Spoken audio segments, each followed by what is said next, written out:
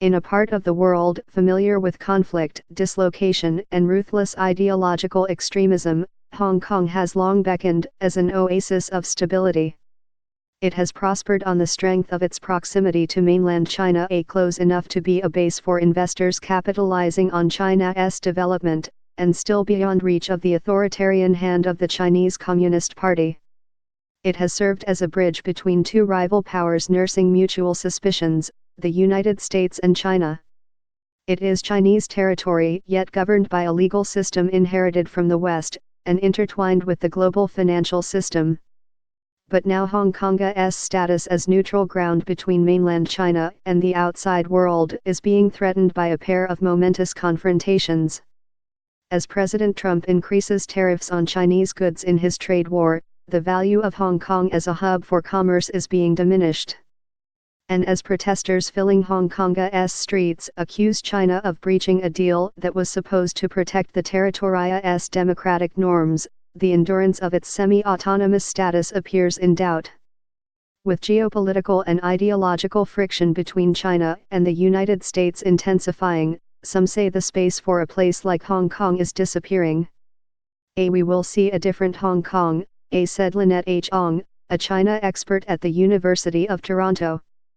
The very reason for Hong Kong's existence, the rule of law, respect for the police, for public institutions, respect for the judiciary, the bureaucracy, everything has been eroded.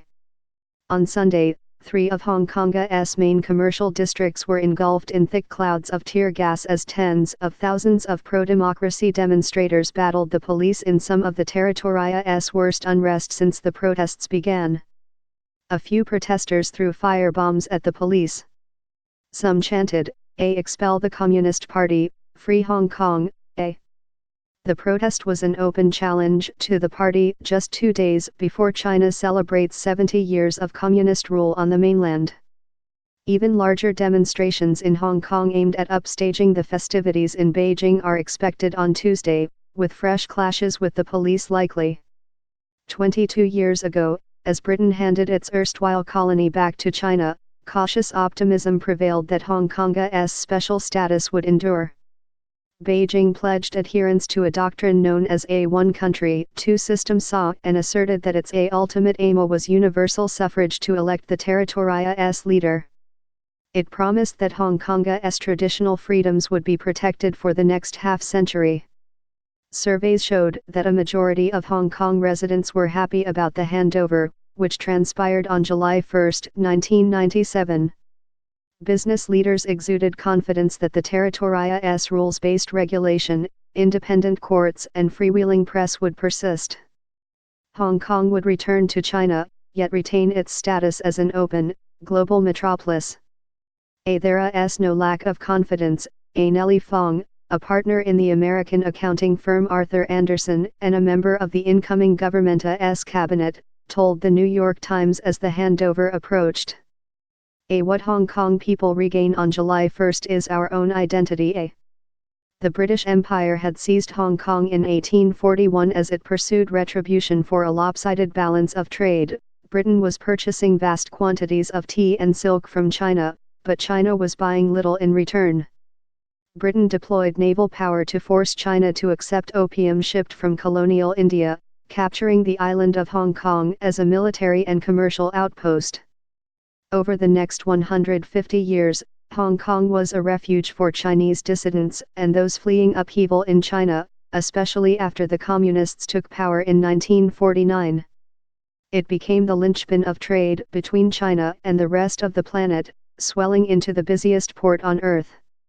As the handover approached, China was seeking entry to the World Trade Organization, a step it would achieve in 2001, gaining greater access to world markets. China was also preparing its largest state-owned companies to go global. Hong Kong's impressive port offered a convenient pathway for trade. The banks and trading houses clustered in its gleaming skyscrapers provided a way to secure foreign money. The optimism about Hong Kong's future was premised on the notion that China had to respect its ways or risk undermining the value of the territory it was reclaiming. Beijing also hoped that Hong Kong's prosperity would validate China's mode of governance, in which politics are a distraction to economic progress. The party would govern Hong Kong through a loyal elite, while tapping the territorial's capital markets and professional ranks to advance China's ambitious development plans.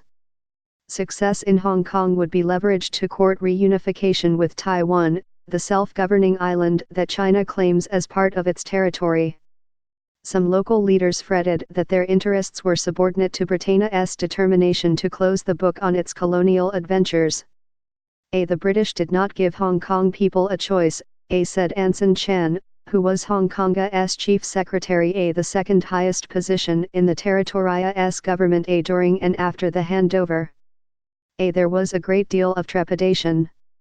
Even among the business sector there was skepticism, because, essentially, you were turning over Hong Kong to a sovereign power whose philosophy, ideology and everything else was so totally different.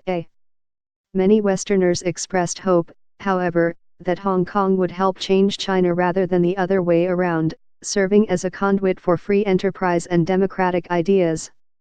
Some maintained that global commerce would prove decisive. A constructive engagement would tether Chinese fortunes to world markets, and that would require liberty. There is no firewall between economic freedom and freedom in its many other dimensions, Lawrence H. Summers, who was Deputy Treasury Secretary, declared in Hong Kong before the handover. The free flow of information, the ability of people to remain free, to enter into transactions, to speak out, these are all the essential elements of free markets and a strong financial system. As Britannia's last governor of Hong Kong, Chris Patten, officially transferred power back to China, he asserted that the CITIA's principles were immutable. They are universal values, Mr. Patten said. They are the values of the future in Asia as elsewhere, a future in which the happiest and the richest communities, and the most confident and the most stable, too, will be those that best combine political liberty and economic freedom as we do today. For a time, these competing hopes, those of the party and the West, coexisted in a delicate tug-of-war, allowing Hong Kong to thrive. Xi Jinping had other ideas. After he ascended in 2013, the new Chinese president delivered a profound change in his country's engagement with the world. He used China's growing economic clout as impetus for an increasingly muscular foreign policy. Under his leadership, China has sought to dominate new markets, projected power around the globe and redoubled the Communist Party's control of the political sphere. He has crushed dissent while presiding over the mass imprisonment of minority Uyghurs in the western region of Xinjiang. He enshrined Xi Jinping thought as party ideology, scorning democracy and liberalized economics as decadent Western exports. Mr. Xiao's vigilance against threats to party authority also appears to have altered Beijing's assessment of Hong Kong. Its commercial value was now discounted by its potential as a hotbed for dangerous free expression and a base of subversion against the party's rule on the mainland. Xi Jinping has tightened his control over Hong Kong, Sally Chan, 30, an investment bank clerk, said as she marched toward government offices during the demonstrations on Sunday. The government overlooks the rule of law now. Police brutality is everywhere. We have to be careful not to reveal our identity to the police. Hong Kong's worth also came in for re-examination after the global financial crisis of 2008. Western bankers, some based in Hong Kong, and officials from Washington had long lectured Beijing about the need for China to lift restrictions on the movement of money. But the crisis exposed the deficiencies of the Western system. The current leadership under Xi Jinping is far less interested in learning the lessons of capitalism from Hong Kong, said Rana Mitter, director of Oxford University's China Center. Hong Kong is seen as a more anomalous and troublesome place that needs to be sorted out. It is no longer seen as a golden goose. Part of the change reflected the reality that Hong Kong was no longer the primary gateway to China. China was building road and rail networks while modernizing its ports, eliminating the need to ship through Hong Kong. Today, Shanghai, Shenzhen, Ningbo, and Guangzhou each handle more container traffic than Hong Kong, according to the World Shipping Council. By 2009, the dollar value of initial public offerings for state-owned Chinese companies on Shanghai's stock market was greater than those in Hong Kong, according to Delogic, a financial data company. Hong Kong is no longer critical, said Vinay Yeh, chairman of Cheetah Investment Management. Shanghai will become the preeminent financial center over Hong Kong. The trade war threatens to further diminish Hong Kong's status as a center of commerce. Mr. Trump has exhorted American companies to abandon China and make their products elsewhere. Economists say such talk is overheated. The global economy revolves around two foundational forces: China's unsurpassed capacity to make things, and Americans' insatiable appetite for buying things.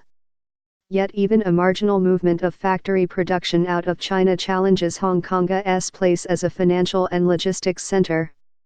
Hong Kong's economy is already contracting amid fears of a full-blown recession. Fitch Ratings downgraded Hong Kong's credit this month out of concern over China's increasing role in the city's affairs. Moody's followed, asserting that the ongoing protests reveal an erosion in the strength of Hong Kong's institutions and undermine Hong Kong's credit fundamentals by damaging its attractiveness as a trade and financial hub. In Washington, Mr. Xiao's authoritarian proclivities and global ambitions have silenced talk of constructive engagement with China, replacing it with hawkish warnings of a new Cold War.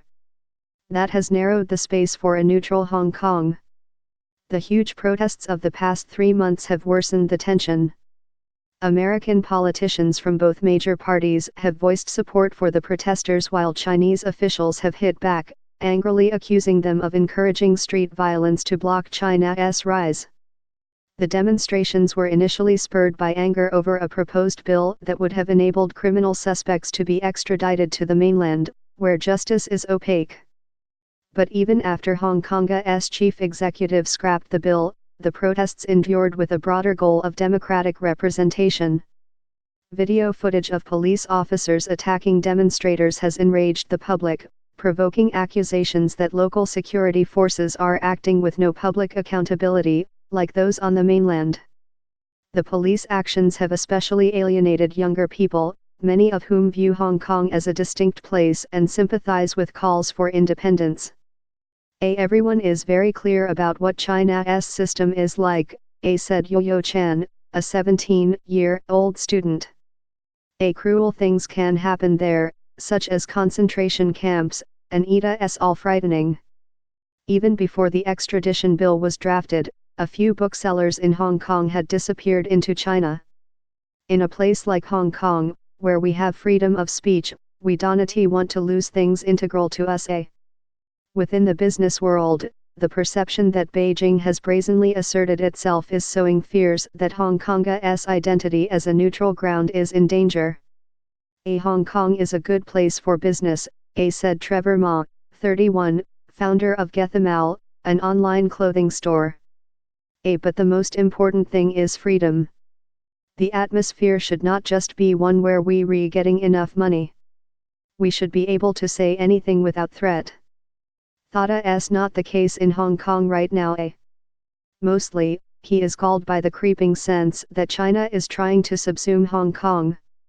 Most Hong Kong people don't want to be integrated with China at all, he said. If Hong Kong is not different from China, why would I stay? In recent weeks, Beijing has dialed up its propaganda channels, portraying the demonstrators as terrorists who are manipulated by foreigners while broadcasting footage of paramilitary exercises in Shenzhen, with the implication that those forces could be dispatched to Hong Kong. Most experts assume that Beijing will avoid substantial bloodshed, lest it spook financial markets and worsen China's economic slowdown. But China can stop well short of unleashing troops and still end Hong Kong's status as a bridge to the West. The leadership in Beijing and the demonstrators in Hong Kong are dug in, limiting room for compromise. During Sunday's protests in Hong Kong, many participants described a violation of trust, with the crackdown on the demonstrations prompting a basic reassessment of the legitimacy of local authority. Geography seems to have been reconfigured, with mainland China now closer than ever. When we were children, our parents always told us to seek out the police when we are in trouble, said Stephanie Chung, 21, a student at Open University of Hong Kong. But having seen the police behave so brutishly has been traumatizing. You wonder if one day they will send us back to the mainland to be prosecuted. She was standing near the Bank of China Tower in downtown Hong Kong. A Chinese flag fluttered in the sky, as wisps of tear gas drifted in the wind. Hong Kong has become more alien to me, said Vincent Tong, 27, a trader at a local financial firm who was also marching on Sunday. If we fail this time, Hong Kong will be doomed. I don't want our way of living to become the same as those living in China.